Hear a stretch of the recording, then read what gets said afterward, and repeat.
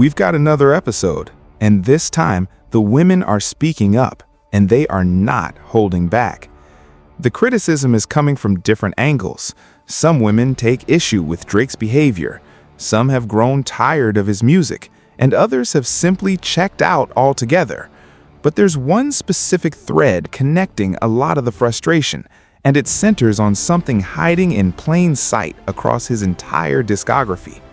Album after album, song after song, Drake has built a significant portion of his catalog around romantic pain, how he was mistreated, how a woman broke his heart, how every relationship he entered somehow turned sour, with him left holding the damage. And for a long time, a lot of people just accepted that as his brand, the sensitive guy, the one who feels too deeply.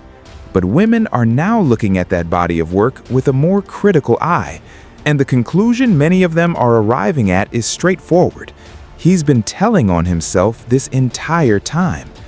Because when you zoom out and look at the full picture, the relationships we actually know about, the patterns that keep repeating, the way he consistently frames himself as the wounded party, it stops reading like vulnerability and starts reading like a confession. Not of heartbreak, but of a consistent inability to show up properly in relationships. In his own words, across his own music, Drake has essentially documented a track record of relational failure, and the women paying attention are no longer giving him the benefit of the doubt on that. Here's my hot take on Drake real quick. The problem with Drake is that Drake came up as a rapper that was solely focused on making music for women. When he first came up, he was like a lover boy. He was making music corely and solely for women. That was what made him popular because he occupied a very unique and special space. And for many years, that was foundational for him. He was a lover boy. He made music for people like me, for women. Then, obviously, it changed. He became more aggressive. He became more male-centered, more chauvinistic, and not just like, let me make love to you, girl. I can take your girl. I'm your papi chulo. Now he's on some red pill, I hate women type shit. Like a jaded lover. Like, why is he talking about Rihanna 6 years later? Like 6 years, 7 years, 10 years when this woman is with like 3 children and whatever. Now he's like after men. And he lost his core audience, which is women. Like the people that built his fan base have been alienated by Drake. And that's why I think he has been creatively stagnant, because he's trying to be someone that he really wasn't. He came off as a soft rapper.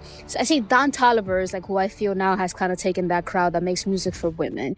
And Drake is no longer the king of the women. He's the king of the incels. But for this particular person, there was one moment that crossed a line that couldn't be uncrossed. Everything else had been building up, the music, the behavior, the patterns. But this was the final straw. I have 0 haters. I'm dead. For sure. Like, I'm glad that people are finally seeing how terrible of a person he is. Well, people have been seeing, they just didn't give a fuck. But to say that you're better than Michael Jackson, that was the last straw for people. And it should be the last straw, because to me, that's blasphemous. Like, it was a joke before y'all get y'all panties in a bunch. And I've been a Drake hater. Oh my gosh. And for so long, it felt like I was the only one. But now people make up the excuse, oh, he's such a good artist and he has this many good songs. Like, I don't give a I don't care. I truly. And then there's the question that a lot of women have been asking out loud. What happened to the artist who used to actually see them?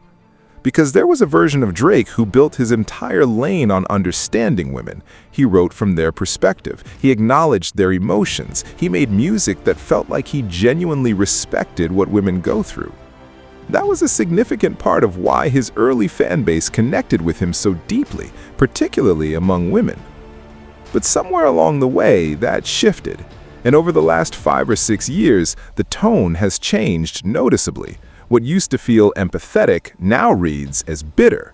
What used to feel reflective now comes across as chauvinistic, egotistical, and self-centered. The women in his recent music aren't being understood, they're being blamed, dismissed, or reduced. And the women who stuck with him through the earlier years are now looking at that shift and asking a very direct question. What did we do to deserve this? Then there's the Rihanna situation, which has taken on a life of its own. Years have passed. Rihanna has moved on completely. She's in a committed relationship with A$AP Rocky. They have children together. They've built a family.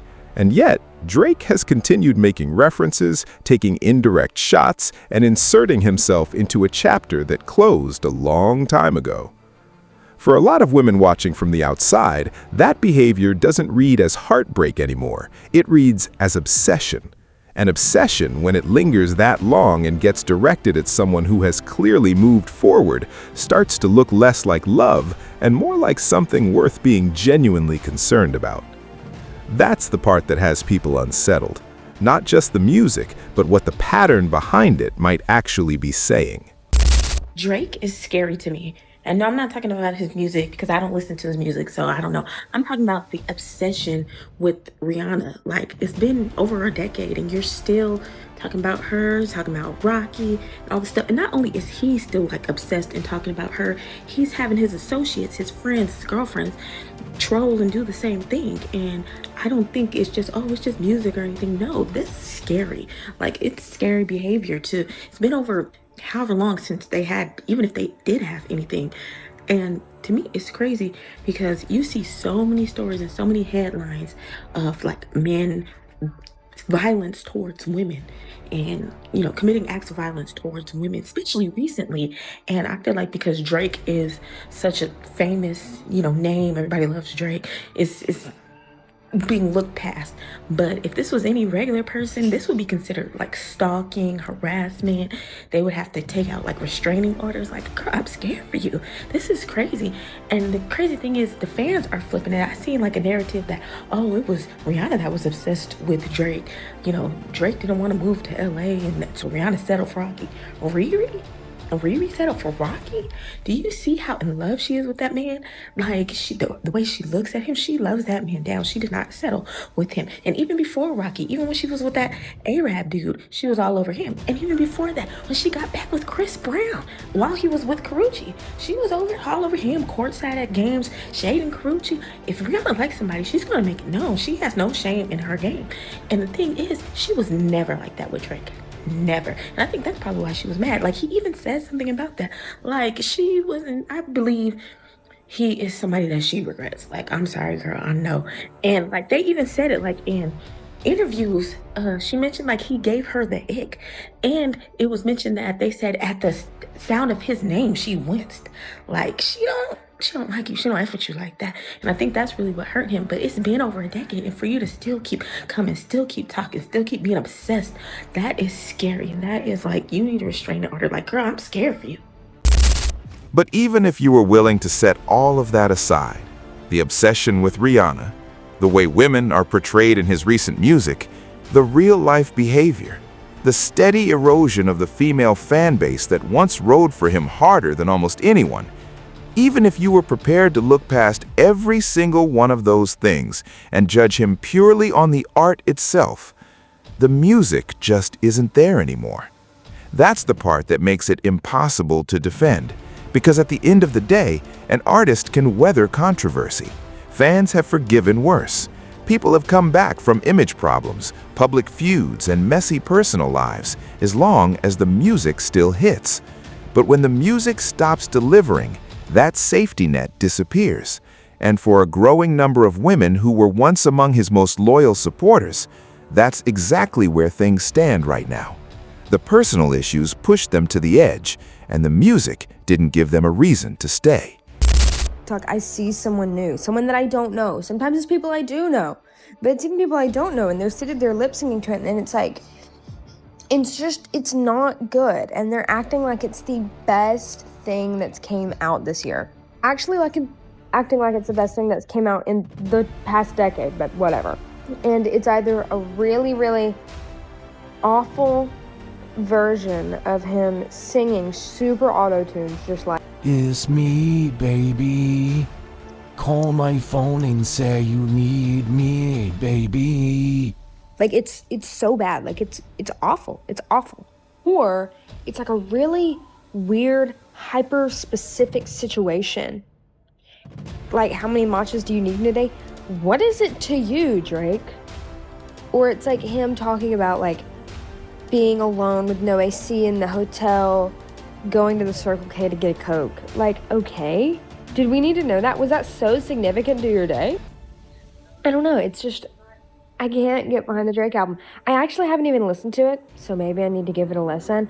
I'm also not a crazy Drake fan, like I said. Like, he's good. He's got good music. I'm not saying that he's never made a good song.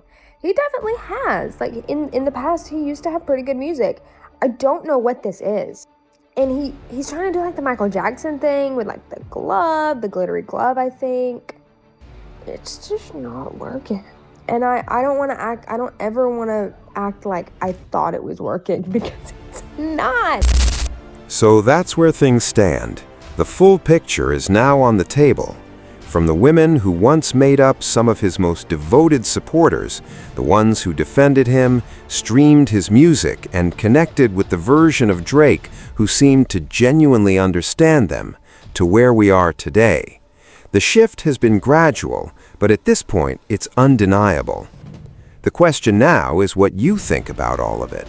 Has Drake lost the plot entirely, or is there more to the story? Drop your thoughts in the comments below, because this is genuinely a conversation worth having.